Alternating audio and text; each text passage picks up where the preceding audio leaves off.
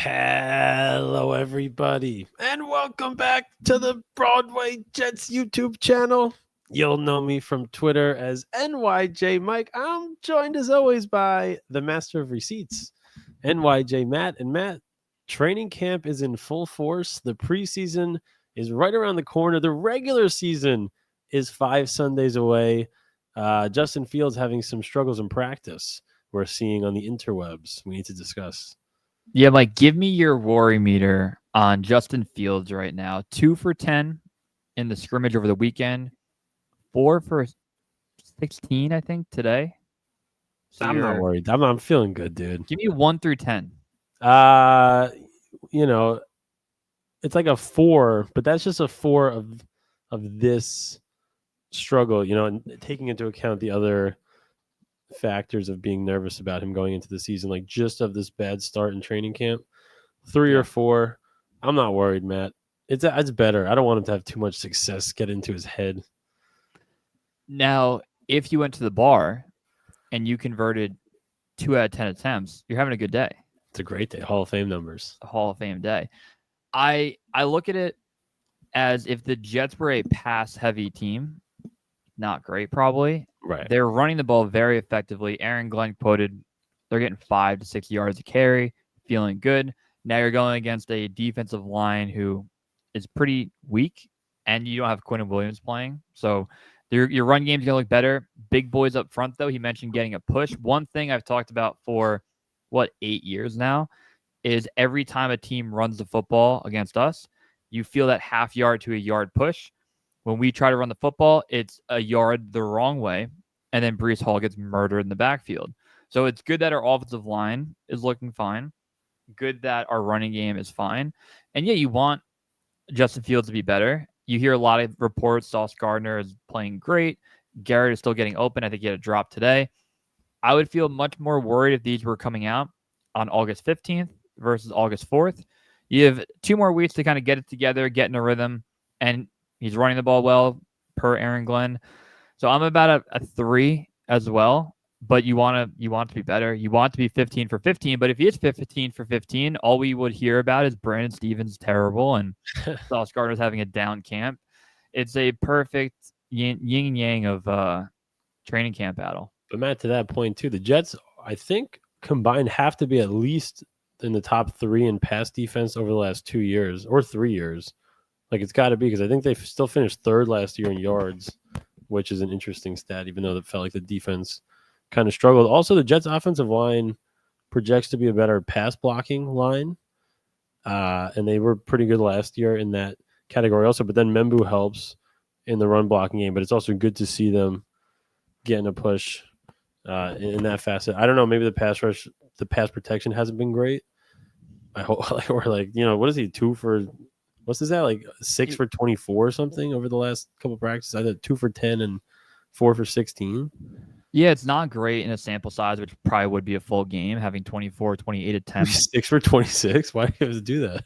Yeah, I mean, that's Zach Wilson had 5 to 8 games where he had an under 40%, 45% completion. It's not what you want, but I hope that when it came to preseason with Rodgers as a quarterback, your whole thought is don't get hurt. Like, don't get hurt. Right. Play a drive in 2023. Don't play it all in 2024, whatever. Fields already got that out of the way. Already got hurt. Fields should play in training camp. And the reason why, or in preseason, because the drop-off between him and Tyrod Taylor isn't as significant as the drop-off between Aaron Rodgers and Zach Wilson. So you want him to play. You want him to run out the tunnel, hear the offensive coordinator, first-time play caller in your headset, and you want him to go. So I'm perfectly fine having Justin Fields, again, not throwing him out there where if he gets hurt, it's not a big deal. It would be a very big deal. But let him play and let the offensive line play. Think about Tippmann, Mike, in year 1 and year 2, played a ton of preseason to get himself going, and it worked out for the better. So Armand Membu should play. Now, should Quinn Williams play? No. Should John Simpson play after he's been dealing with a back injury? No. But I'm perfectly fine with having Membu get out there. Every receiver outside of Garrett should play, and maybe Garrett plays game 3. Sauce Gardner maybe plays a drive game 3. Those guys I don't care about. Everybody else needs to play because you need to be a part of this new coaching staff.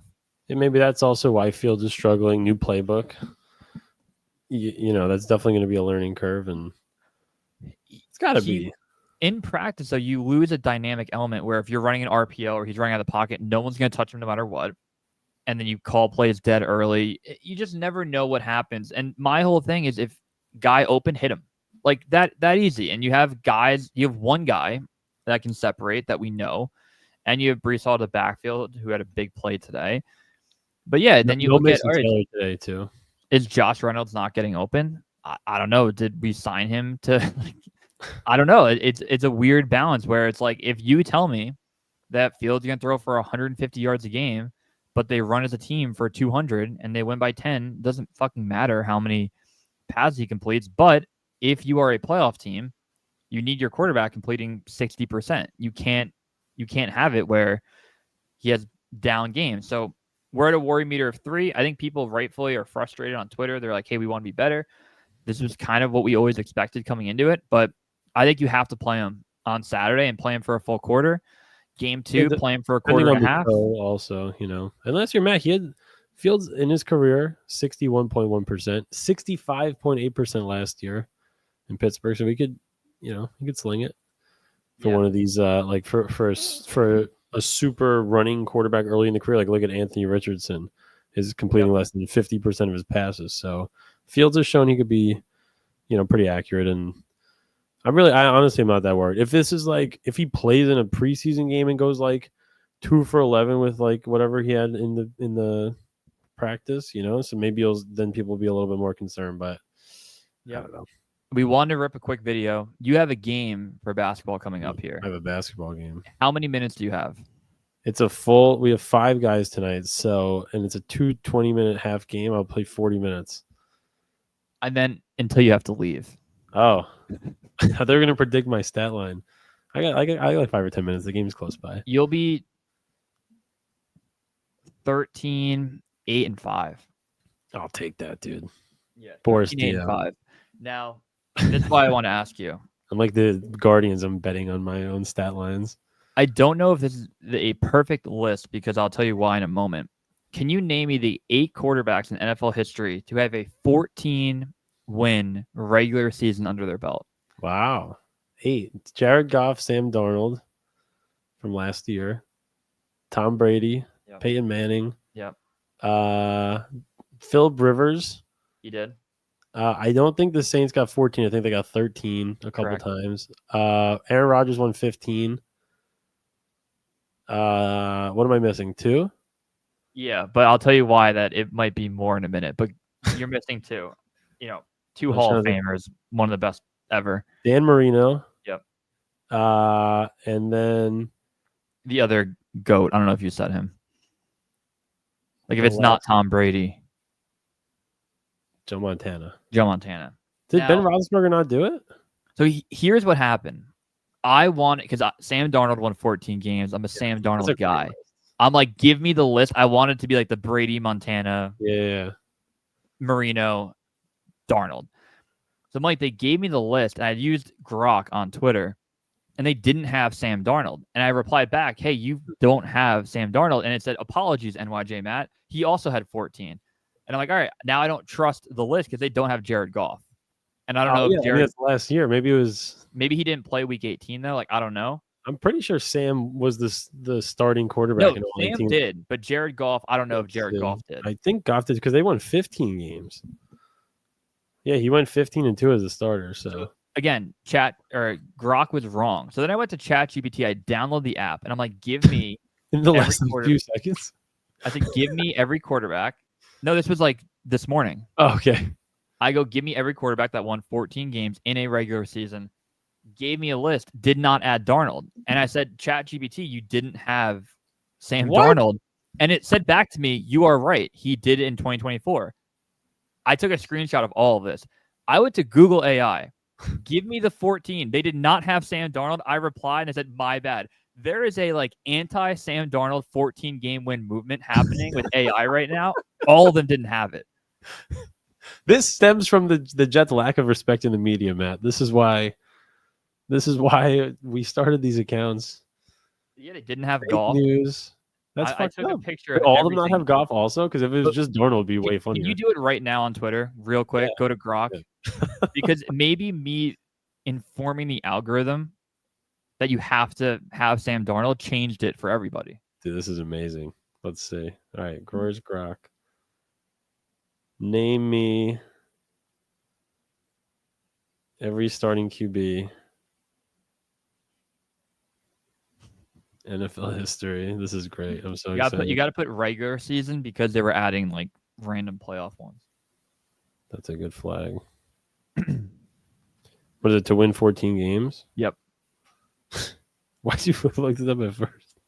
It was like 8 a.m. That's awesome. Let's see. It's on loading. Monday. Grok. Answer. Here we go. Tom Brady, Peyton Manning. It's doing it like in real time too, which is funny. Joe Montana, Mahomes. So I guess we forgot Mahomes. Maybe I said it. Philip Rivers, Jalen Hurts, and Jared Goff. Reply to it. Reply to it. And no, right now live. Reply to it. And you forgot Sam Darnold. You forgot Sam Darnold. I feel like did Ben Roethlisberger not do it? Hold on. I thought he did his rookie year. No, 13-0, which is a hilarious stat. Let's see. He goes. Oh, all right. Wait, no, what the fuck? He goes, yeah, thanks for pointing out the oversight. If there's anything else you'd like to dive into, let me know. What the fuck? It just added it to the list. I went to 3 different AIs and they didn't have it. Dude, AI is gonna kill us. This is misinformation. Unreal. Oh, that's hilarious, dude. Good luck with your game. Thank you very Report much. back on how you did. Oh, by the way, check out I just posted a great video of all 10 Calvin Pace sacks in 2013 on Twitter. Hilarious video, Matt, because like we always talk about, there's like 6 of them that are just 5 seconds into the play clock, the snap. Calvin Pace is getting triple teamed. Guy runs right into it. It was great. I love it. I love it. All right, buddy. Have a good night. Good luck tonight. Jet out.